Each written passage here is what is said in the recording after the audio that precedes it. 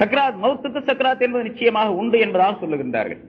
சக்ராத்துடைய நேரத்தில் எல்லா சத்தமும் அடங்கி ஒடுங்கிவிடும். இவன் சத்தம் போடவே முடியாது. இன்கதா குல்லு சௌத்தின் இந்த சக்ராத்தில் மவுத், மௌத்துடைய சக்ராத்து வரும் கூடிய நேரத்தில் எல்லா சத்தங்களும் அடங்கிவிடும். ஸல்லல்லாஹு அலைஹி வஸல்லம் அதனால துஆ அடிக்கடி இந்த சக்ராத்துடைய நேரத்தில் ஏற்படக்கூடிய வேதனையை விட்டும் பாதுகாக்குமாறு துஆ கேட்டிருக்கின்றார்கள். அந்த ரூஹ் எப்படி வாங்கப்படுகின்றது, எப்படி எடுக்கப்படுகின்றது என்பதையும் அந்த துஆவுடைய வாசகங்களின் மூலமாக நபி அவர்கள் நமக்கு சொல்லி காட்டுகின்றார்கள். அல்லாஹும்ம இன்னக தஅഖுது ரூஹ மின் பைனில் அஸபி வல் கஸபி. யா அல்லாஹ், ரூஹ் என்ற அந்த உயிரை நரம்புகளுக்கும் எலும்புகளுக்கும் மத்தியில் இருந்து அதை நீ எடுக்கின்றாய். வல் அனாமில், விரல்களுடைய அந்த ஒவ்வொரு பகுதியில் இருந்தும் அதை நீ உருவி எடுக்கின்றாய் உயிரை. அல்லாஹும்ம அஇன்னி அலல் மௌத் வஹவ்வின்ஹு அலைய. யா அல்லாஹ், மௌத்தின் மீது எனக்கு நீ உதவி புரிவாயாக, அதை எனக்கு லேசாக்கி வைப்பாயாக என்று ஸல்லல்லாஹு அலைஹி வஸல்லம் துஆ கேட்டார்கள் என்று துஆவிலே குறிப்பிடப்படுகின்றது. ரூஹ் என்பது உடலுக்குள்ளிருந்து உயிர் உருவி எடுக்கப்படக்கூடிய நிலை. ஸல்லல்லாஹு அலைஹி வஸல்லம் அவர்கள் மற்றொரு ஹதீஸிலே சொல்லுகின்றார்கள், ஒரு மூமினான மனிதனாக இருந்தால் ஹஜ்ரத் இஸ்ராயீல் அலைஹிஸ்ஸலாம் அவர்கள் வந்து அல்லாஹ்வுடைய நல்லடியாருடைய உடலுக்குள்ளே இருக்கக்கூடிய இனிமையான ரூஹே, நீ அல்லாஹ்வுடைய ரஹமத்தின் பக்கம் வெளிப்பட்டு வருவாயாக அப்படின்னு அந்த ரூஹை கூப்பிடுறாரு. அது ரொம்ப ஆனந்தமான முறையில் அது வெளிவருகின்றது. அது எப்படி வருகின்றது, ஒரு மூமினான மனிதனுடைய உடலுக்குள் இருக்கக்கூடிய ரூஹ் எப்படி வருகின்றது அப்படிங்கிறது ஸல்லல்லாஹு அலைஹி வஸல்லம் ஒரு உதாரணம் சொல்லுகின்றார்கள். ஒரு தோல் பையில தண்ணீர் நிரப்பப்பட்டு இருக்கின்றது. அந்த தோல் பையினுடைய வாய் கட்டப்பட்டு இருக்கின்றது, கயிற்றால் கட்டப்பட்டு இருக்கின்றது. அந்த கட்டப்பட்ட பையினுடைய கயிற்றை அவிழ்த்து விட்டு அந்த பையை தலைகீழாக கவிழ்த்தால் தண்ணீர் எப்படி தங்குதடையின்றி வெளியே ஓடி வருகின்றதோ அதே போல மூமினான மனிதனுடைய ரூஹ் ஓடி வருகின்றது, வெளியே வந்து விடுகிறது. லேசா ஓடி வந்துருது. அதை எடுத்துக்கிட்டு போயிடுவார். அது பின்னால் நிறைய விளக்கங்கள் சொல்லப்படுது, பின்னால சொல்லும். ஒரு காபிரான மனிதனுடைய ரூஹா இருந்தால் அல்லது பாவம் செய்த மனிதனுடைய ரூஹாக இருந்தால் இஸ்ராயீல் அலைஹிஸ்ஸலாம் அவர்கள் கூப்பிடுறாங்க, பாவியான மனிதனுடைய உடலுக்குள்ளே இருக்கக்கூடிய கெட்ட ரூஹே, நீ அல்லாஹ்வுடைய தண்டனையின் பக்கம் வெளியாகி வருவாயாக அப்படின்னு கூப்பிடுறாரு. அது அங்கே எங்கேயும் போய் ஓடி ஒளியுதும், வெளியே வர்றதில்லை, போய் ஒளியுது. கடைசியாக இஸ்ராயீல் அலைஹிஸ்ஸலாம் அவர்கள் அவர்களுக்கு கொடுக்கப்பட்ட அந்த சக்தியை கொண்டு அந்த உயிரை பிடித்து வேகமாக இழுத்து வெளியே கொண்டு வருகின்றார். அதற்கு உதாரணத்தை ரசூலுல்லாஹி ஸல்லல்லாஹு அலைஹி வஸல்லம் இப்படி சொல்லி காட்டுகின்றார்கள். ஒரு மெல்லிய துணி, இந்த மாதிரி நான் மேல போட்டிருக்கேன், இந்த மாதிரி துண்டு லேசான துணி, கடுமையான முள் நிறைந்த முள் செடிகள், முள்ளு செடி நிறைய முள்ளா இருக்குது. ஒரு செடி முள் செடி, இந்த கருவேல முள்ளுன்னு சொன்னாங்க, அந்த மாதிரி நிறைய முள் இருக்குது. இந்த மெல்லிய துணி அப்படி விரிச்சு அந்த முள்ளு மேல அப்படி தூக்கி போட்டா அந்த முள்ளெல்லாம் போய் அதுல குத்திக்குமே இல்லையா? அந்த துணியை ஒரு பக்கத்தை ஒரு மூளையை பிடிச்சி வேகமாக இழுத்தா, ரொம்ப வேகமா இழுக்கணும். இழுத்தா எப்படி இருக்கும்? அப்ப அந்த துணி என்ன ஆகும்? டாரா கிழிச்சுக்கிட்டு வந்துடும், துண்டு துண்டா போயிடும். அது மாதிரி அந்த ரூஹை எடுக்கிறாங்க. அந்த துணியை எப்படி இழுத்து அந்த துணி கிழிஞ்சு போயிடுதோ அதை போல அந்த ரூஹ் எடுக்கப்படுகின்றது. பிறகு நரகத்திலிருந்து கொண்டு வரப்பட்ட கஃனிலே அது சுருட்டப்பட்டு அல்லாஹ்வுடைய சன்னிதானத்திற்கு கொண்டு செல்லப்படுகின்றது. அது நீண்ட விளக்கத்தை பிறகு ஸல்லல்லாஹு அலைஹி வஸல்லம் அவர்கள் சொல்லி காட்டுகின்றார்கள். இது ரூஹ் நிச்சயமாக ஒவ்வொரு மனிதனுடைய உடலிலிருந்து எடுக்கப்படுகிற. மூமினா இருந்தால் லேசா இருக்கும், காஃபிரா இருந்தால், பாவம் செய்த மனிதனாக இருந்தால் இப்படி கடினமாக இருக்கும். அதனாலதான் ஸல்லல்லாஹு அலைஹி வஸல்லம் அவர்கள் அடிக்கடி துஆ செய்து கொண்டே இருப்பார்கள். அந்த மௌத்துடைய நேரத்தில், ரூஹ் வெளியாக்கப்படக்கூடிய நேரத்தில் லேசாக இருக்கக்கூடிய பாக்கியம் கிடைக்கணும். அல்லாஹும்ம பாரிக் லீ ஃபில் மௌத் வ ஃபீமா பஅதல் மௌத் அப்படின்னு ஸல்லல்லாஹு அலைஹி வஸல்லம் துஆ கேட்பாங்க. யா அல்லாஹ், மௌத்திலே எனக்கு நீ பரக்கத்தை செய்வாயா, மௌத்துக்கு பின்னால் உள்ள நிலைகளிலும் எனக்கு நீ பரக்கத்தை செய்வாயாக. பரக்கத் செய்யறது அப்படின்னு சொன்னா அதுல ஒரு சுகமான நிலையை உண்டாக்கி தருவாயாக அப்படின்னு அர்த்தம். இந்த சக்ராத்துடைய நிலை இருக்கின்றதே, இது ஒரு மனிதனுக்கு ஏற்படுவதற்கு அவன் எவ்வளவு பாவங்கள் செய்திருக்கின்றான், ஒரு மூமினான மனிதனாக இருந்தால் அவனுடைய பாவத்திற்கு தக்கவாறு கடுமையான நிலை ஏற்படும். அது ஏன்னு கேட்டா அந்த பாவங்களுக்கு பரிகாரமாக அந்த கடுமையான நிலை ஏற்பட்டுவிடும். இவனுடைய பாவங்கள் அங்கேயே போக்கப்பட வேண்டும். இவன் இறப்பதற்குள்ளாக இவனுடைய ரூஹ் பிரிவதற்குள்ளாக, இவனுடைய ரூஹ் எடுக்கப்படுவதற்கு முன்னதாகவே இவனுடைய பாவங்கள் எல்லாம் நீக்கப்பட வேண்டும் என்று அல்லாஹ் தஆலா நாடிவிட்ட காரணத்தால் அந்த மனிதனுக்கு அந்த சக்ராத்துடைய நிலை கடுமையாக்கப்படுகின்றது என்பதாக குறிப்பிடுகின்றார்கள். முன்னாலும் பல தடவை சொல்லி இருக்கிறார்கள். ஸல்லல்லாஹு அலைஹி வஸல்லம் அவர்கள் சொல்லுகின்றார்கள், இன்னல் அப்தல யுஆலஜு கர்பல் மௌத், மௌத்துடைய துன்பத்தின் மூலமாக ஒரு மனிதன், ஒரு அடியான் அவன் சிகிச்சை செய்யப்படுகின்றான். சக்ராத்தில் மௌத், மௌத்துடைய சக்கராத்தை கொண்டும் அந்த மனிதன் சிகிச்சை அளிக்கப்படுகின்றான்.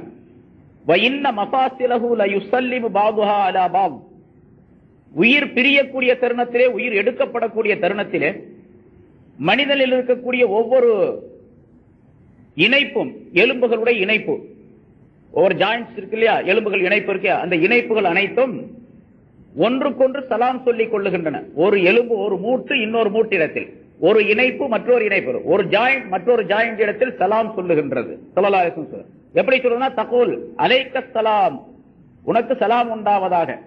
ஸல்லல்லாஹு அலைஹி வஸல்லம் அவர்கள் உயிரோடு இருக்கக்கூடியவர்களுக்கு அஸ்ஸலாமு அலைக்கும் சொல்லணும், இறந்து விடக்கூடிய அந்த மனிதர்களுக்கு ஜனாசாவை பார்த்து அலைக்க சலாம் என்று சொல்லணும். இது அறியாமை காலத்திலும் கூட சொல்லப்பட்டுக் கொண்டிருந்தது என்பதாக வரலாற்றிலே குறிப்பிடப்படுகின்றது.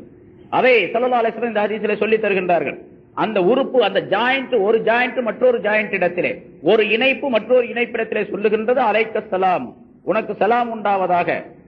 துஃபாரிகுனி உஃபாரிகுக இலா யௌமில் கியாமா, என்னை நீ பிரிந்து விட போகின்றாய், நான் உன்னை பிரிந்து விட போகின்றேன், எதுவரைக்கும்? கியாமத் நாள் வரைக்கும். அதுக்கு பின்னால் ரெண்டு பேரும் ஒன்னா சந்திப்போம் என்று இந்த ஜாயிண்ட், அந்த ஜாயிண்ட் இடத்துல முழங்கால்னா அது ஒரு ஜாயிண்ட், கீழே அது கீழே கணுக்கால் அப்படின்னு சொன்னா அது ஒரு ஜாயிண்ட்.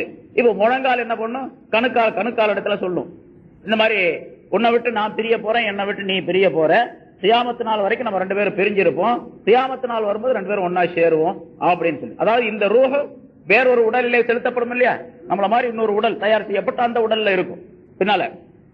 அந்த நேரத்தில் இந்த எலும்புகள்லாம், இந்த ஜாயிண்ட்ஸ் எல்லாம் அந்த உயிருக்கு உள்ளதாக கொடுக்கப்படும். அது வரைக்கும் நம்ம பிரிஞ்சிருப்போம் என்பதாக சலாம் சொல்லிக் கொள்ளும் என்பதாக ரசூலுல்லாஹி ஸல்லல்லாஹு அலைஹி வஸல்லம் சொல்லுகின்றார்கள். மவுத் என்பது ஒரு மூமினான மனிதனாக இருந்து விட்டால் அந்த மனிதனுக்கு அது ரொம்ப ஆனந்தமான நிலை. நமக்கு தான் ரொம்ப பயமா இருக்கு, மௌத்தா போயிட்டா என்ன பண்றது அப்படின்னு சொல்லிட்டு. மௌத்து வந்தா இப்ப என்ன பண்றது? யாராவது தயாரா? உன்னை பல தடவை கேட்டிருக்கிறேன், இப்பவே மௌத்தா போகணும், வீட்டுக்கெல்லாம் போகக்கூடாது அப்படின்னா யாரு தயாரா இருக்கிறான்? யாருக்குமே பிரியம் இருக்காது. இப்பவே மௌத்தா போகணும், வெளியே போறதுக்குள்ள ஜனாசாவை தான் தூக்கிட்டு போகணும் அப்படின்னு இருக்குன்னு வச்சுங்க. அப்படி யாருமே பிரியப்பட மாட்டாங்க. ஆனா நல்லடியார்கள் எப்பொழுதுமே தயார் நிலையில இருப்பாங்க. ஏன்னு கேட்டா, மவுத் என்பதுதான் அல்லாஹ்விடத்தில் இருக்கக்கூடிய வெகுமதிகளை பெறுவதற்கு வழியாக, சாதனமாக, காரணமாக ஆக்கப்பட்டிருக்கிறது. மவுத் இல்லாம அல்லாஹ்விடத்தில் இருக்கக்கூடிய அந்த சொர்க்கத்தினுடைய வாழ்க்கை, இனிமையான வாழ்க்கையை பெற முடியாது. அந்த வாழ்க்கை என்பது பின்னால் அல்லாஹ் தஆலா அந்த ஆயத்தினுடைய அடுத்த பகுதியிலே சொல்லுகின்றான், அது ரொம்ப இனிமையான ஒரு வாழ்க்கை. அத போல ஒரு வாழ்க்கை இந்த உலகத்திலே ஒரு மனிதன் தன்னுடைய கண்களால், காதுகளால் எதிலையுமே உணர்ந்திருக்க முடியாது. அப்படிப்பட்ட ஒரு அற்புதமான வாழ்க்கை இருக்கின்றது.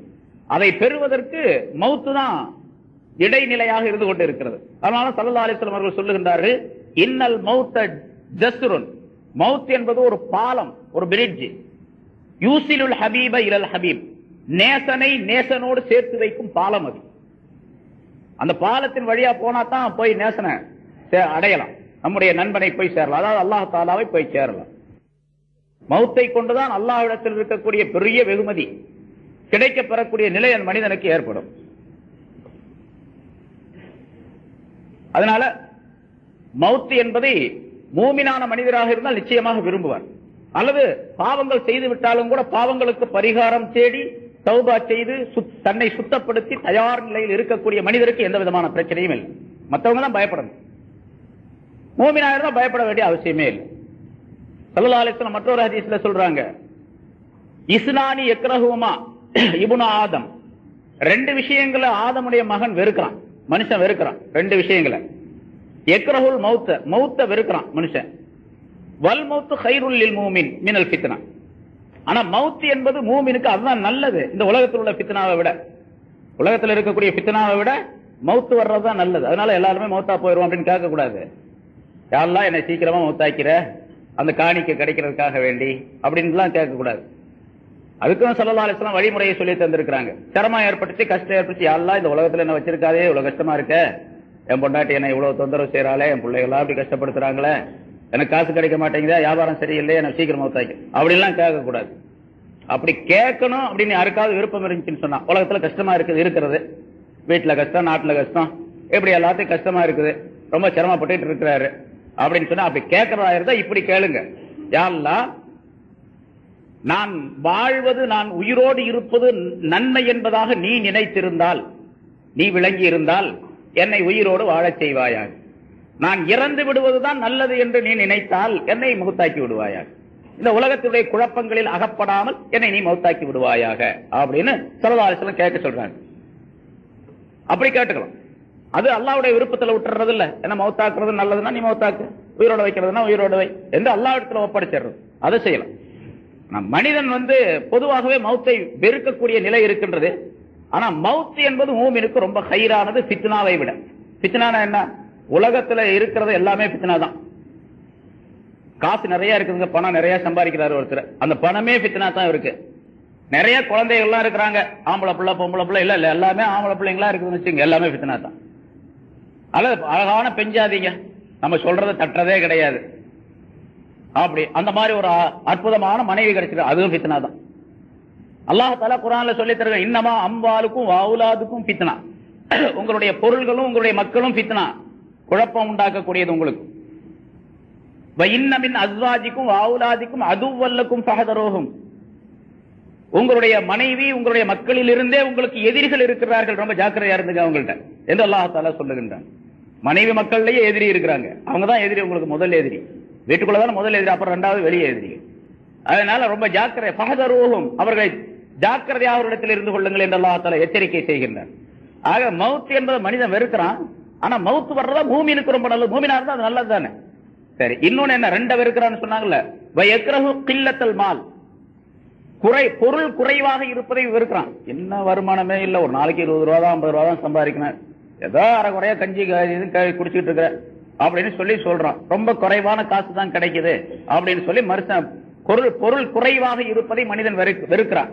ரொம்ப அதிகமா இருந்துச்சு அப்படின்னு சொன்னா அவனுக்கு ரொம்ப சந்தோஷம், இன்னைக்கு பரவாயில்லங்க, பரக்கத்தை எல்லாம் பறக்க செஞ்சுட்டான், இந்த சீசன்ல எப்படி ஒரு 2 லட்சம் ரூபாய் 4 லட்சம் ரூபாய்க்கு வியாபாரம் நடந்துச்சு அப்படின்னு சொன்னா அவனுக்கு ரொம்ப சந்தோஷம். பொருள் குறைவாக இருப்பதை வெறுக்கின்றான். வகில்லத்துல் மாலி அகல்லுல் ஹிசாப், பொருள் குறைவாக இருப்பதுதான் கேள்வி கணக்கு ரொம்ப கம்மியாவதற்கு வசதியா இருக்கிறது. அல்ல கேள்வி கணக்கு கேட்கறது ரொம்ப கம்மி இல்ல. காசே இல்லைன்னு சொன்னா என்ன கேள்வி கேட்கறான், கேள்வி கேட்க போறான், என்கிட்ட காசே இல்ல அல்ல அப்படின்னு சொல்லிட்டு நேரா போயிட்டே இருக்கலாம்.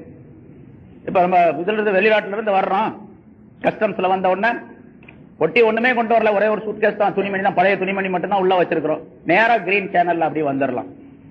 அங்க போய் அவனுக்கு கேள்வி பதில் எல்லாம் சொல்லிட்டு, பொட்டி துற, அதை துற, இதை துற, இதுல என்ன வச்சிருக்க, அதுல என்ன வச்சிருக்க, நோண்டி பார்க்க வேண்டிய அவசியம் இல்லை. அதே மாதிரி எந்த காசுமே இல்ல உலகத்துல, பாரமே இல்ல, பொருள் சுமையே இல்ல, அல்லாஹ் கஸ்டம்ஸ்ல அங்க விசாரிக்கக்கூடிய நேரத்துல மாஸ்டர் மைதானத்தில் நேரா பொட்டி தூக்கிட்டு கிரீன் சேனல்ல போயிடலாம். அப்படியே அந்த மீசான் தராசுல எடை கூட இருக்கும். அப்புறம் சிராத் முஸ்தகீம் என்ற பாலத்துல அப்படியே அதான் கிரீன் சேனல், சிராத் முஸ்தகீம் இருக்கு, அதான் கிரீன் சேனல், போயிட்டே இருக்கலாம். அது பாட்டுக்கு ஒண்ணுமே பிரச்சனையே இருக்காது. அது அகல்லுல் ஹிசாப், கேள்வி கணக்குக்கு ரொம்ப கம்மியான ஒரு தன்மையை உண்டாக்கக்கூடியது. ஆனா உண்மையே இப்படித்தான் இருக்கணும். ஆனா மனுஷன் அந்த ரெண்டையுமே வெறுக்கிறான். ஆக மனிதன் இந்த உலகத்துல தன்னுடைய மௌத்துடைய நிலையை உணர்ந்து பார்த்து நிச்சயமாக மௌத்து வரும் என்பதை மனிதன் எண்ணி பார்த்து செயல்பட வேண்டும் என்பதை அல்லாஹ் தஆலா குல்லு நஃப்ஸின் ஸாயிகத்துல் மௌத் என்ற வாசகத்தின் மூலமாக குறிப்பிடுகின்றான். அடுத்து அந்த ஆயத்தின் மூலமாக மற்றொரு கருத்தும் சொல்லப்படுகின்றது. அதாவது மனிதன் இதையும் எண்ணி பார்க்க வேண்டும். மௌத்துடைய நேரத்தில் இப்படியெல்லாம் சிரமம் ஏற்படுது பாருங்க. அந்த மௌத்தாக கூடிய மனிதன் ஒருத்தன் இறந்து போகக்கூடிய நிலையில இருக்கிறான், சக்கராத்துடைய நிலையில இருக்கிறான், இன்னும் கொஞ்சம் நேரத்தில் மௌத்தா போகக்கூடிய நிலை இருக்கக்கூடிய மனிதர்கள் என்ன பண்ணணும்? அந்த ஆளுக்கு ஏதாச்சும் உதவி செய்யணுமா இல்லையா? அவங்க சொந்தக்காரங்க, கணவன் மௌத்தா போக போறான், பொண்டாட்டி ஏதாச்சும் உதவி செய்யணும். என்ன உதவி செய்வாங்க அந்த நேரத்தில்? பிள்ளைகள்லாம் ஏதாச்சும் உதவி செய்யணும், கூட இருக்கிறவங்க சொந்தக்காரங்க ஏதாச்சும் உதவி செய்யணும். அந்த உதவி என்ன தெரியுமா? ஸல்லல்லாஹு அலைஹி வஸல்லம் சொல்லி தராங்க, லக்ஸினு மௌதாக்கும் பிலா இலாஹ இல்லல்லாஹ், உங்களுடைய மௌத்தா இறந்து விடக்கூடிய மனிதர்கள் லா இலாஹ இல்லல்லாஹ் என்பதை சொல்லிக் கொடுங்கள். அதான் நீங்க செய்யக்கூடிய உதவி, வேற ஒண்ணும் பண்ண முடியாது. அவர் மௌத்திலிருந்து காப்பாற்றலாம் முடியாது. லா இலாஹ இல்லல்லாஹ் என்று சொல்லிக் கொடுங்க. தல்கீன் சொல்றது அப்படின்னு சொல்லுவாங்க, அதான் தல்கீன். தல்கீன்ங்கிறது இறந்து போன பின்னால் கபர்ல போய் ஓதுறது தல்கீன் அல்ல, அது சும்மா நாட்டு பழக்கத்துல உள்ளது, அது மார்க்கத்தில் சட்டம்லாம் கிடையாது. தல்கீன் அப்படின்னா சொல்லிக் கொடுக்கறதுன்னு அர்த்தம், கலிமாவை சொல்லிக் கொடுக்கறது. இறந்து போறதுக்காக வேண்டிய தயார் நிலையில இருக்காரு, அவர் கிட்ட போய் அவர் பேச முடியாத நிலையாகி போச்சு, உணர்வு மட்டும் இருக்கும், சுத்தி வர பேசுறதெல்லாம் கேட்க இவரால பேச முடியாது, அந்த நிலை கடைசி நிலை ஆயிடுச்சு. இப்ப பக்கத்துல போய் உட்கார்ந்துட்டு லா இலாஹ இல்லல்லாஹ் முஹம்மதுர் ரசூலுல்லாஹ், லா இலாஹ இல்லல்லாஹ், லா இலாஹ இல்லல்லாஹ் அப்படின்னு மாத்தி மாத்தி லேசா சொல்லி கொடுத்துக்கிட்டே இருக்கணும். அவரு சொல்லலாம் சொல்லக்கூடாது, சொல்ல மாட்டார், சொல்ல முடியாது அவர்னால. சொல்லக்கூடிய நிலை இருந்தாலும் கூட அதை சொல்றதே அவருக்கு சிரமமா இருக்கு. அந்த நேரத்துல நம்ம சொல்லி கொடுக்கணும், லா இலாஹ இல்லல்லாஹ், லா இலாஹ இல்லல்லாஹ் அப்படின்னு சொல்லிக்கிட்டே இருக்கணும். அப்படி சொல்லிக்கிட்டே இருந்தா அல்லாஹ் தஆலாவுடைய ஒரு பெரிய தௌஃபீக் ஏற்பட்டுச்சுன்னா உடனே அவர் சொல்ல ஆரம்பிச்சிருவார். சொல்ல லா இலாஹ இல்லல்லாஹ் சொன்ன உடனே உயிர் போச்சு, நேரா சொர்க்கத்துக்கு போயிடுவார். எவருடைய பேச்சு, ஒரு குழந்தை பிறக்குது உலகத்துல, எவருடைய பேச்சு முதல் பேச்சு கலிமாவாக லா இலாஹ இல்லல்லாஹ் என்பதாகவும் அவருடைய கடைசி பேச்சு லா இலாஹ இல்லல்லாஹ் என்பதாகவும் இருந்ததா நிச்சயம் அவர் சொர்க்கத்திற்கு செல்லுவார் என்று ஸல்லல்லாஹு அலைஹி வஸல்லம் சொல்றாங்க. முதல்ல பேச ஆரம்பிக்கும் போது குழந்தை லா இலாஹ இல்லல்லாஹ்னு சொல்லணும். அவர் கடைசியில் மௌத்தா போகும்போது லா இலாஹ இல்லல்லாஹ்னு சொல்லணும். நம்ம குழந்தைக்கு அப்படியே சொல்லி கொடுக்கணும். லா இலாஹ முதல்ல யாராவது சொல்லி கொடுக்குறாங்களா? பேசும்போது அம்மா, அத்தா, பாப்பா அப்படின்னு ஏதாச்சும் அவனுக்கு சொல்லும். எங்க அத்தா அப்படி சொல்லு, அத்தா அத்தாடா அது பொத்தா அப்படிங்க, அது வேற மாதிரி சொல்லி கொடுப்பாங்க. ஏதாச்சும் ஒண்ணு சொல்லி கொடுப்பாங்கன்னு வச்சுக்கோங்களேன். லா இலாஹ இல்லல்லாஹ்ங்கிற கலிமா சொல்லி கொடுக்கறதெல்லாம் கிடையாது. ஸல்லல்லாஹு அலைஹி வஸல்லம் அவர்கள் இதனை அருமையாக சொல்லி காட்டுகிறார். முதல் பேச்சு லா இலாஹ இல்லல்லாஹ் கலிமா, கடைசி பேச்சு கலிமா, சொர்க்கத்துக்கு போயாச்சு. அதனால சொல்லி இன்னொரு ஹதீஸ்ல ஸல்லல்லாஹு அலைஹி வஸல்லம் இக்ரஉ யாசீன் அலா மௌத்தாக்கும், யாசீன் சூராவை அந்த உங்களுடைய மௌத்தாகக்கூடிய அந்த மனிதருக்கு அருகில் இருந்து ஓதுங்கள் என்பதாக சொல்றாங்க. சில பேர் ஓதவே கூடாதுன்றாங்க. ஓதணும். யாசீனை ஓதுறது அந்த ஆயத்து அல்லாஹ் தஆலாவுடைய வேதத்தினுடைய ஆயத்துகள் காதுல விழக்கூடிய நேரத்துல அந்த கலிமாவை சொல்லக்கூடிய பாக்கியம் அல்லது அல்லாஹ் என்று சொல்லக்கூடிய பாக்கியமாவது கிடைக்கும் அந்த மனிதருக்கு. இன்னொரு ஹதீஸ்ல இப்படி சொல்றாங்க, மாமின் மையித்தின் யுக்ரஉ இன்தஹு யாசீன் இல்லா ஹுப்பின அலைஹில் மௌத். ஒரு இறந்து விடக்கூடிய தருணத்தில் இருக்கக்கூடிய அந்த மனிதரிடத்திலே அருகிலே உட்கார்ந்து யாசீன் ஓதப்படுமேயானால் மௌத்துடைய நிலை அவருக்கு லேசாக்கப்படாமல் இருப்பதில்லை, லேசாக்கப்பட்டே தீரும். யாசீன் ஓதினா அந்த மௌத்துடைய சக்கராத்துடைய நிலை அவருக்கு லேசாக்கப்படும் என்பதாக சொல்லுகின்றார். சரி, ஒரு மனிதன் இறந்து விடுகின்றான், இறக்கக்கூடிய நிலையில் இருக்குது. இவன் நல்ல மனிதனா கெட்ட மனிதனா யாரும் சொல்ல முடியாது. சொர்க்கவாசியா நரகவாசியான்னு யாரும் சொல்ல முடியுமா? யாரும் சொல்ல முடியாது. ஆனா ஸல்லல்லாஹு அலைஹி வஸல்லம் சில அடையாளங்களை சொல்றாங்க. அந்த அடையாளங்களை வச்சு ஒரு நல்லவர் கெட்டவர்னு தீர்ப்பு பண்ணிக்கிட்டு இவர் நல்லவர் கெட்டவர்னு அடுத்தவர்கிட்ட போய் சொல்லிட்டு இருக்க கூடாது. இவரே மனசுல வச்சுக்கணும், நல்லவரா கெட்டவர் அடையாளத்தை மட்டும் தெரிஞ்சு கொள்ள வேண்டியது. ஸல்லல்லாஹு அலைஹி வஸல்லம் அவர்கள் சொல்லுகின்றார்கள், உருக்குபுல் மையித்தா ஐந்த சலாஸ், மூன்று விஷயங்களை மையத்தை கவனித்து பாருங்கள். மூன்று விஷயங்களில் இதா ரஷஹ ஜபீனுஹு வ தமாத் ஐனாஹு வ யபஸத் ஷஃபதாஹு ஃபஹுவ மின் ரஹ்மத்தில்லாஹி கத் நஸலத் பி. மூணு விஷயங்கள். அவருடைய நெற்றியில் வியர்வை துளி ஏற்பட வேண்டும். நெற்றியில வேர்வை ஏற்படணும். வியர்வை பசீனா. வ தமாத் ஐனாஹு, அவருடைய கண்களிலிருந்து கண்ணீர் வழிந்தோட வேண்டும். கண்ணீர் வரக்கூடிய நிலை கண்ணில் இருக்கணும். அவருடைய இரண்டு உதடுகளும் காய்ந்து இருக்க வேண்டும், ஈரம் இல்லாம காஞ்சிருக்கணும். இது ஃபஹுவ மின் ரஹ்மத்தில்லாஹி கத் நஸலத் பி, அவருக்கு அல்லாஹ்வுடைய ரஹ்மத் இறங்கி விட்டது என்று அர்த்தம். அந்த நேரத்தில் அல்லாஹ்வுடைய ரஹ்மத் அவருக்கு இறங்கிடுச்சுன்னு அர்த்தம். அந்த ரஹ்மத் இறங்கியதின் காரணமாக ஒரு பாரமான நிலை ஏற்பட்டு, ஏன்னா அல்லாஹ் ஸல்லல்லாஹு அலைஹி வஸல்லம் அவர்களுக்கு வஹி வரும்போது உடல் பூரா வேர்த்து கொட்டிரும். கடுமையான குளிருடைய நாளிலும் கூட கடுமையான வேர்வை ஏற்பட்டுரும். அதே போல் அல்லாஹ்வுடைய ரஹ்மத் அவருக்கு ஏற்பட்டு இருப்பதன் காரணமாக நெற்றியில முதலாவதாக வேர்வை ஏற்படும். பொதுவாக ஒரு கடுமையான வேலை செய்யக்கூடியவர்களுக்கு முதல்ல வேர்வை ஏற்படுவது நெற்றியில ஏற்படும். அதனால நெற்றி வேர்வை நிலத்துல சிந்த நான் உழைக்கிறேங்க அப்படின்னு சொல்றாங்களா இல்லையா? மத்த வேர்வையெல்லாம் சொல்றாங்களா? உடம்பூரா தான் வேர்க்குது, நெற்றி வேர்வை மட்டும் தானே சொல்றாங்க. அங்க நெற்றி வேர்வை நிலத்துல விழுவு மாதிரி அப்படின்ட்டு. அப்ப நெற்றியில தான் முதலாவதாக வேர்க்கும் அப்படிங்கிறது ஒரு நியதி. அதனால அந்த இறந்து விடக்கூடிய மனிதருக்கு நெற்றி வேர்வை ஏற்படும். இரண்டாவது, கண்களிலே கண்ணீர் வரணும். உதடு காஞ்சிருக்கணும். உதடு காஞ்சிருக்கணும் அப்படின்னு சொன்னா கடுமையான தாகம் ஏற்பட்டிருக்குது. சக்கராத்துடைய நிலையின் காரணமாக கடுமையான தாகம் ஏற்பட்டிருக்குது. அந்த தாகத்தின் காரணமாக அந்த சக்கராத்துடைய நேரத்துல பாருங்க, ஷைத்தான் வந்து ஏமாத்துவான். ஷைத்தான் வந்து ஒரு கப்புல அழகான கப்பு கொண்டு வருவான், தண்ணி கொண்டு வந்து தண்ணி குடிச்சிரு அப்படின்னு சொல்லுவான். நான் தான் இந்த நாகூர் ஆண்டவங்க, நான் தான் வந்து மொஹிதீன் ஆண்டவங்க, நான் தான் வந்து நாகூர் அஜ்மீர் வலியுல்லா அப்படின்லாம் ஏதாச்சும் ஒண்ணு சொல்லி பெரிய தாடி வச்சிருப்பான், கொண்டாந்து கொடுப்பான். சைத்தான் பெரிய தாடி வச்சிருக்கான். தாடி இல்லாம அவனும் தாடி இல்லாம அவனும் தாடி வச்சிருக்கான், பெரிய தாடி வச்சிருக்கிறான். அந்த கொண்டாந்து கொடுப்பான். அப்ப அந்த நேரத்துல ஈமான் இல்லாத மனிதர்களாக இருந்தால், உலகத்தில் அமல் செய்யாத மனிதர்களாக இருந்தா அவனுடைய சொல்லை கேட்டு ஏமாந்து அந்த தண்ணியை வாங்கி குடிச்சு விடக்கூடிய சூழ்நிலை ஏற்படும். அவன் வச்சிருக்கிற தண்ணி அல்ல, அவனுடைய பீஷாபு, அதை கொடுத்துட்டு போயிடுவான். ஆனா அதை கொடுத்தா அந்த குடிச்ச உடனே அவனுடைய ஈமான் பறிபோகக்கூடிய சூழ்நிலை அல்லது வந்து சக்கராத்துடைய நிலை கடுமையாகக்கூடிய நிலை ஏற்பட்டுவிடும் அந்த நேரத்தில். இது இப்ப உதடு காஞ்சிருக்கிறதுக்கு அடையாளம் கேட்டா, கடுமையான தாகத்துடைய நிலையில் அந்த மனிதன் இருக்கின்றான். அவன் சைத்தான் வந்து அவனை ஏமாற்ற முடியல அப்படின்னு அர்த்தம். சைத்தான் வந்து அவனை ஏமாற்ற முடியல, உதடு காஞ்ச நிலையிலே அவனுக்கு இருக்கு. இந்த மூன்று அடையாளங்கள் இருந்தா, நெற்றி வியர்வை, கண்களில் கண்ணீர், உதடு காய்ந்திருப்பது, இந்த மூன்றும் அல்லாஹ்வுடைய ரஹமத் இறங்கி விட்டது அப்படின்னு அர்த்தம். ஒரு மனிதன் அல்லாஹ்வுடைய தண்டனைக்குரியவனா இருக்கிறான் அந்த நேரத்துல, சக்ராத்துடைய நேரத்துல, கடைசி நேரத்துல அப்படிங்கிறது அடையாளம். அதுன்னு சொல்றாங்க ஸல்லல்லாஹு அலைஹி வஸல்லம். ஒரு மனுஷனை கழுத்தை பிடிச்சி நெரிச்சா, கழுத்தை பிடிச்சி ஒருத்தன் நெரிக்கிறான், எப்படி அவன் சத்தம் போடுவான்? ஓன்னு. அது மாதிரி அந்த இறந்து விடக்கூடிய அந்த மனிதன் சப்தமிட்டால், கழுத்து நெரிக்கப்பட்டவனுடைய சத்தத்தை போல சத்தமிட்டால், அவனுடைய நிறமெல்லாம் சிவப்பாகி போச்சு, சிவந்த நிறமாகி போச்சு. மூஞ்சில செக்க செவைன்னு ஒரு மாதிரி நிறம் மாறியது. ஒரு பத்தத்து ஷபத்தாகு, அவனுடைய உதடுகள் நனைஞ்சிருக்குது, தண்ணீர் வச்சதை போல நனைஞ்சிருந்தார். அவன் அல்லாஹுடைய தண்டனையில் இருக்கின்றான் என்று பொருளாகும். அந்த தண்டனை அவனுக்கு இறங்கி விட்டது என்று அர்த்தமா என்றும் ஸல்லல்லாஹு அலைஹி வஸல்லம் அவர்கள் சில அடையாளங்களை சொல்லி காட்டுகின்றார்கள். அதே குறிப்பாக அதுல ஒன்னே ஒன்று, அந்த இர்குல் ஜபீல், நெற்றி வியர்வை, நெற்றியிலே வியர்வை இருக்கின்றது, அது முக்கியமான அடையாளமாக ஹதீஸ்களிலே குறிப்பிடப்பட்டு இருக்கின்றது. இந்த அடையாளத்தை வைத்து நம்ம தெரிஞ்சு நம்ம வச்சுக்கணுமே தவிர, அந்த ஆள் பாருங்க நெத்தியில வேர்வை இருந்துச்சு அதனால அவர் சொர்க்கத்துக்கு போயிட்டார் அப்படின்லாம் முடிவு பண்ணிடக்கூடாது. நம்ம இது ஒரு அடையாளம், அவ்வளவுதான். இந்த அடையாளத்தை வச்சு நல்லவரா கெட்டவரா அப்படிங்கிறது ஒரு திருப்திக்காக வேண்டி தெரிந்து கொள்ளலாமே தவிர அதை வச்சு முடிவு செய்வது என்பது முடியாது. ஏன்னு கேட்டா, சில கெட்ட மனிதர் ரூஹ் போகக்கூடிய நேரத்தில் கெட்ட மனிதராக இருக்கலாம். அல்லாஹ் தஆலா தன்னுடைய சன்னிதானத்தில் வச்சு அவரோட நல்ல மனுஷனாக ஆக்கிடலாம். எத்தனையோ உதாரணங்கள் முன்னால சொல்லியிருக்கிறோம் பாருங்க. ஒரு மனுஷன் ஒரு நன்மை கூட செய்யல, ஒரு ஆளு பல தடவை சொல்லியிருக்கிறாங்க, ஒரு நன்மை கூட ஒரு ஆள் செய்யல. அந்த ஆள் இறந்து போகக்கூடிய நேரத்தில் தன்னுடைய மக்கள்கிட்ட சொல்லி, நான் ஒரு நன்மை கூட செய்யல, அதனால நான் இறந்து போன பின்னால என்னுடைய ஜனாசாவை நெருப்புல போட்டு எரிச்சு சாம்பலாக்கி கடல்ல கொஞ்சம், அந்த கரையில கொஞ்சம் அப்படி தூவி விட்டுருங்க, அந்த அஸ்தியை கரைச்ச மாதிரி அப்படி செஞ்சிருங்க அப்படின்னு சொல்லி சொன்னான். அதே மாதிரி அவன் இறந்துட்டான். அவனுடைய அஸ்திகள் எல்லாம் சாம்பல ஆக்கி எரிச்சு அவனுடைய உடலை கடல்லையும் கரையிலையும் தூவி விட்டுட்டாங்க. அல்லாஹ் தஆலா கடலுக்கு கரைக்கு உத்தரவிட்டான்.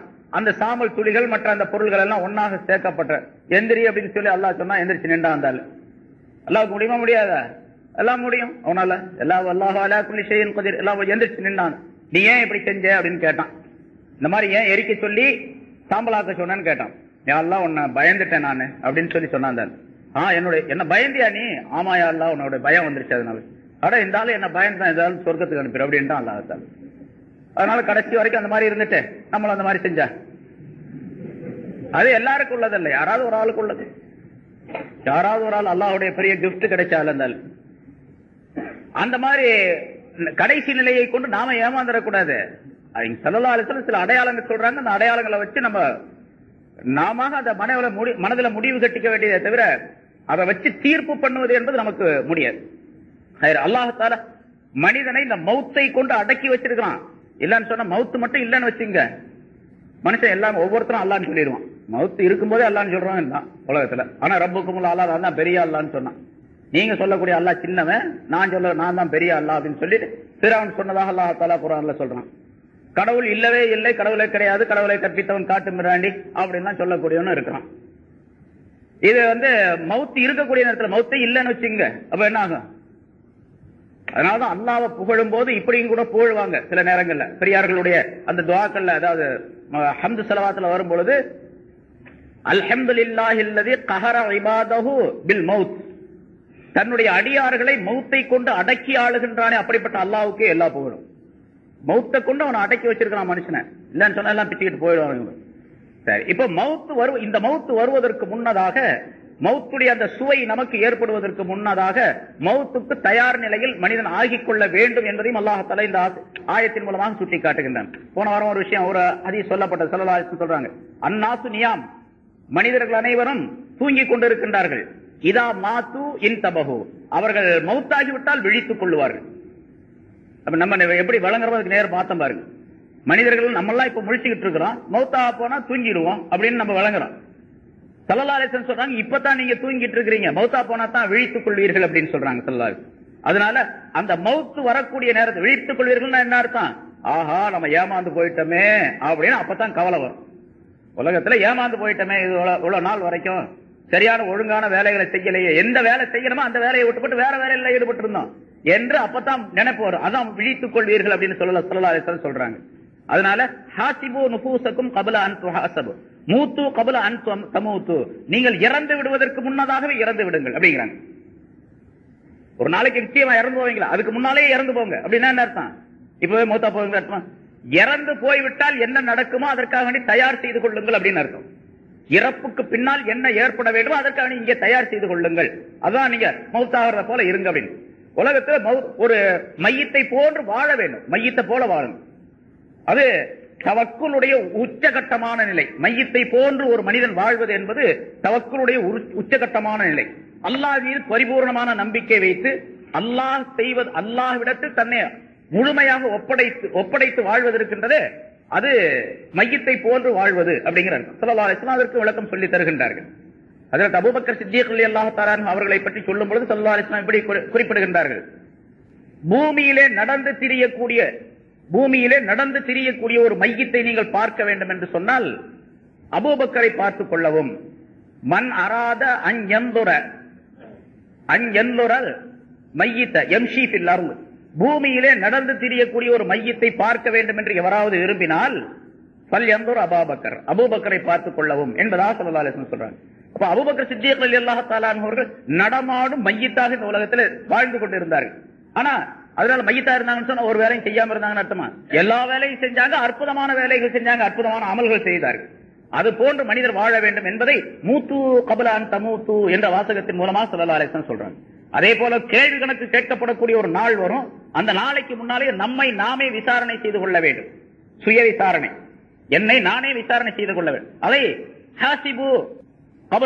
ஹாசிபு நுஃபூஸக்கும் கப்ல அன் துஹாஸபு, நீங்கள் கேள்வி கேட்கப்படுவதற்கு முன்னால், விசாரிக்கப்படுவதற்கு முன்னால் உங்களை நீங்களே விசாரணை செய்து கொள்ளுங்கள் என்று ஸல்லல்லாஹு அலைஹி வஸல்லம் சொல்றாங்க.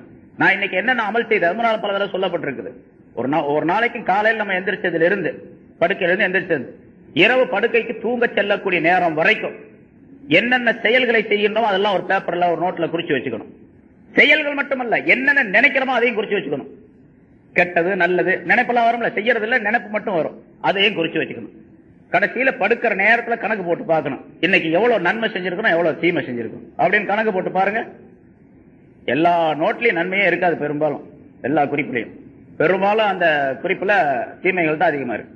நினைக்கிறது வேற இருக்கு இல்ல, செய்யறது ஒரு பக்கம் இருந்தாலும் நினைக்கிறது வேற இருக்கு இல்லையா? அவனை பாரு, ஒரு கை பாத்துக்க அப்படின்னு மனசுல நினைப்போம், ஆனா செய்ய மாட்டோம், வாயிலையும் சொல்லி இருக்க மாட்டோம். அந்த நினைப்பையும் நீங்க எழுதி வச்சு பாருங்க என்ன ஆகுதுன்னு பாருங்க. அதனாலதான் ஸல்லல்லாஹு அலைஹி வஸல்லம் அப்படி ஒரு நிலை, உங்களை நீங்களே கேள்வி கேட்டு விசாரணை செய்து தெளிவுபடுத்திக் கொள்ளக்கூடிய நிலை ஏற்பட்டால் மறுநாள் பாவங்கள் செய்வது குறைவாக இருக்கும், தீமைகள் செய்வது குறைவாக, நன்மைகள் அதிகமாக செய்யக்கூடிய வாய்ப்பை உண்டாக்கிக் கொள்ளக்கூடிய தருணத்தை அல்லாஹ் வழங்கிடும். அதை தௌஃபீக் தருகின்றான் அப்படிங்கிறார். ஹஜ்ரத் உமர் ரலியல்லாஹு தஆலா அன்ஹு சொர்க்கவாசி அப்படின்னு தீர்ப்பளிக்கப்பட்டவர்கள், ஸல்லல்லாஹு அலைஹி வஸல்லம் அவர்களால் சொல்லப்பட்டவர்கள். அவங்க நரகத்துக்கே போக மாட்டாங்க. அப்படிப்பட்ட ஹஜ்ரத் உமர் ரலியல்லாஹு தஆலா அன்ஹு அவர்கள் அவங்க தங்களுடைய ஆட்சி காலத்துல ஜனாதிபதியா இருக்கும் பொழுது ராத்திரில படுக்க போகக்கூடிய நேரத்துல இந்த மாதிரி ஹிசாப், அதாவது தன்னை விசாரணை செய்து கொள்வார்கள், சுய விசாரணை செய்வார்கள். கையில சாட்டையை வச்சுக்கிட்டு அவங்களே அடிச்சுக்குவாங்க. இந்த தெருவில் அடிக்கிறான்ல அவன் சும்மா காசு வாங்க அடிக்கிறான், இவங்க அல்லாட்ட பரிசு வாங்க அடிக்கிறாங்க. அடிச்சுக்கிட்டு உமரே இன்னைக்கு நீ என்ன செஞ்ச அப்படின்னு ஒரு அடி அடிச்சு கேட்பான். உமரே என்ன செய்தாய் அப்படின்னு கேட்பான். ஏன்னா தனக்குள்ள இருக்கக்கூடிய ஆத்மார்த்த தன்மை இருக்கின்றது, அதோடு பேசக்கூடிய சக்தியும் அவர்களுக்கு இருந்தது. நம்ம இப்ப போய் ஒரு ரூம்ல வந்துகிட்டு கையில சாட்டையை வச்சுக்கிட்டு சும்மா அப்படி அடிச்சவன் ஹஜ்ரத் நீ என்ன செஞ்ச அப்படின்னு கேட்டவன்னு சொன்னான், பைத்தியார மாதிரி வளர்ற மாதிரி இருக்கு, நமக்கே அப்படித்தான் தெரியும். ஹஜ்ரத் என்ன செஞ்ச அப்படின்னு சொன்ன யாரும் கேட்கிறான். அங்க ஆத்மீக ஒரு தன்மை அவர்களுக்கு இருந்த காரணத்தால் நப்சோடு பேசக்கூடிய, ரூஹோடு பேசக்கூடிய, கல்போடு பேசக்கூடிய சக்தி அவர்களுக்கு இருந்தது. அதனால உமர் என்பவர் ஒரு வேறொருவர். இது வெளி சடலம். இந்த சடலம், வெளி தோற்றத்தில் இருக்கக்கூடிய இந்த சடலம் உண்மையான உருவமாகி அந்த கல்போடு, ரூஹோடு, நப்சோடு தொடர்பு கொண்டு பேசக்கூடிய சக்தி அல்லாஹ் தஆலா தந்திருந்தான். அடிச்சாரு கேப்பார், உமரே நீ என்ன செஞ்ச அப்படின்னு கேட்பார். அப்ப திரும்ப அவங்களே சொல்லிக்குவாங்க, நான் இன்னைக்கு காலையில இருந்து என்னது செஞ்சேன், ஆமா இதுல நீ இன்ன தப்பு செஞ்சிருக்கிற, அதனால இன்னொரு அடி வாங்கிக்க, 2 அடி வாங்கிக்க, 4 அடி வாங்கி அப்படின்னு அடிப்பாங்க என்பதாக வரலாற்றில் குறிப்பிடப்படுகின்றது. அவங்க பைத்தியக்காரங்களா அப்படி அடிக்கிறதுக்கு? நம்ம இப்ப அப்படி செஞ்சா, நான் அப்படி செஞ்சுட்டு உங்கள்கிட்ட சொன்னேன் அப்படின்னு சொன்னா என்ன அஜித் பைத்தியாரத்தனமா இருக்கு அப்படின்னு இப்ப சொல்லலாம். ஆனா அது உண்மையிலேயே அதுதான் விசாரணை. அப்படி செஞ்சுக்கிட்டா பின்னால விசாரணை லேசா இருக்கும். அதை ஸல்லல்லாஹு அலைஹி வஸல்லம் ஹாசிபு நுஃபூஸக்கும் கப்ல அன் துஹாஸபு என்ற வாசகத்தின் மூலமா சொல்லி காட்டுகின்றார்கள்.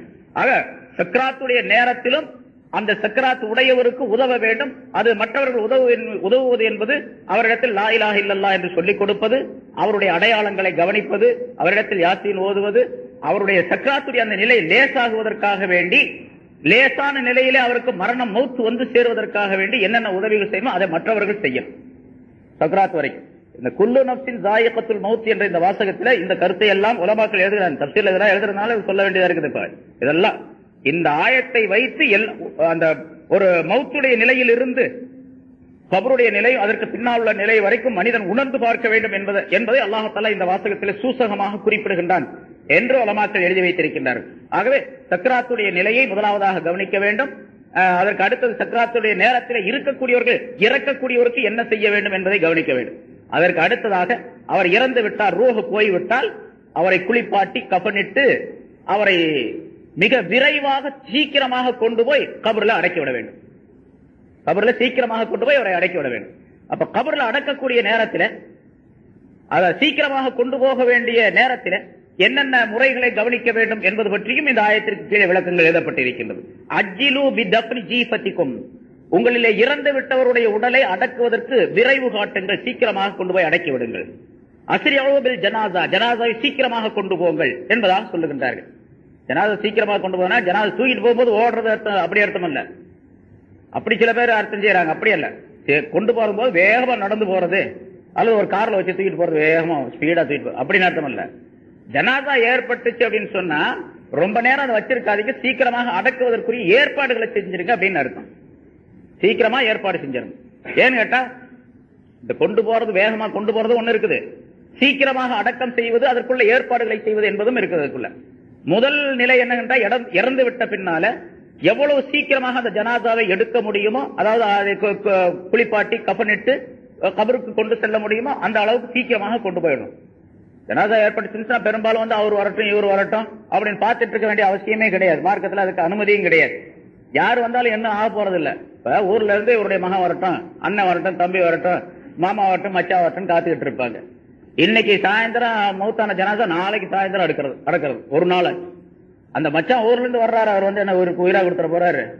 அவர் வந்து பார்த்து போட்டு பாரு, அவ்வளவுதான். அவர் கொஞ்ச நேரம் அழுவாரு, இல்லாத கொஞ்ச நேரம் கவலைப்படுவாரு, போயிட்டீங்களே அப்படின்பாரு. அப்புறம் அவரும் போயிடுவாரு. சரியா போச்சு. ரெண்டாவது நாள் அதோட முடிஞ்சு போச்சு. எவ்வளவு பெரிய பிரியமான மனிதர் மௌத்தாகி விட்டாலும் நினைச்சுக்கிட்டேவா இருக்கிறாங்க, அழுதுகிட்டேவா இருக்கிறாங்க. எத்தனையோ பேர் இப்ப இங்க இருக்கிறவங்க, எத்தனையோ பேர் அவங்க தாப்பனார் மௌத்தா போயிருப்பாங்க, தாயார் மௌத்தா போயிருப்பாங்க. அவங்களுக்கு ரொம்ப பிரியமான, அவர் இல்லன்னா இவர் இல்ல, அந்த மாதிரி உயிருக்குயிரான நேசமாக இருந்த மனிதர்கள் மௌத்தா போயிட்டாங்க. அதனால அவங்க பின்னாலே நம்ம போயிட்டோமா? யாராவது இப்ப கவலைப்படுறோமா, நினைச்சு பாக்குறோமா? ஏதோ கொஞ்ச நேரம் நினைச்சு பார்த்திருப்போம். அப்புறம் எப்பாவது ஒரு நாளைக்கு நினைப்போம். நினைக்கும் போது யாசின் ஓத தெரிஞ்சா ஓதணும், இல்லாட்டி மோதினார் கூப்பிட்டு ஒரு யாசின் ஓதி துவா செய்யுங்க அப்படின்னு சொல்லிவிட்டு போயிடுவோம். யாரும் எதுவும் செய்ய போறதில்ல. அவருக்கும் அவருடைய அமலுக்கும் தொடர்பு. அவர் என்ன செஞ்சாரோ அதுதான் அவருக்கு உள்ளது. அதனால சீக்கிரமாக கொண்டு போய் அடைக்கணுங்க. ஸல்லல்லாஹு அலைஹி வஸல்லம் சொல்றாங்க, அடக்குவதற்கு கஃன் தஃன் செய்வதில் சீக்கிரம் விரைவு காட்டுங்கள். ஃபஇன்தகு சாலிஹத்தன் ஃபகைருன் துகத்திமூனஹா இலைஹி, அது நல்ல ஜனாசாவாக இருந்தால், நல்ல மனிதனாக அந்த ஜனாசா இருந்தால், எதன் பக்கம் அதை கொண்டு போய் நீங்கள் சேர்க்கின்றீர்களோ அது அதுக்கு நல்லது. நல்ல ஜனாசா வச்சுங்க, அதுக்கு கிடைக்கக்கூடிய பரிசு, அதற்கு கிடைக்கக்கூடிய நன்மைகள், லாபங்கள், அதனுடைய இனிமையான வாழ்க்கை சீக்கிரமா கிடைச்சிடும். கொண்டு போய் சீக்கிரம் வச்சுட்டீங்கன்னு சொன்னா. வயின்தக்கு வைரதாலிக்க, நல்ல ஜனாசாவா இல்ல, அவன் கெட்ட மனுஷனாக இருந்தான்,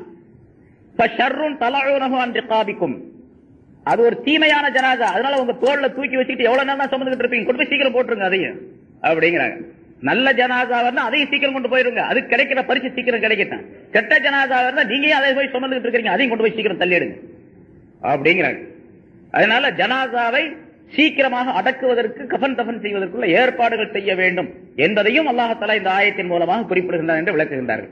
இன்ஷா அல்லாஹ் அந்த கஃனுக்கு பின்னால் கஃன் இடுவது, அப்புறம் ஜனாசா தொழுவது. ஏன்னா அந்த ஜனாசா தொழுவதை பத்தி கொஞ்சம் சொல்லணும். அது இந்த ஆயத்துல விஷயத்துல சொல்லிடுறோம். பல பேருக்கு ஜனாசா தொழுவருக்கு எப்பாவது ஒரு நாளைக்கு தான் சில பேர் வருவாங்க.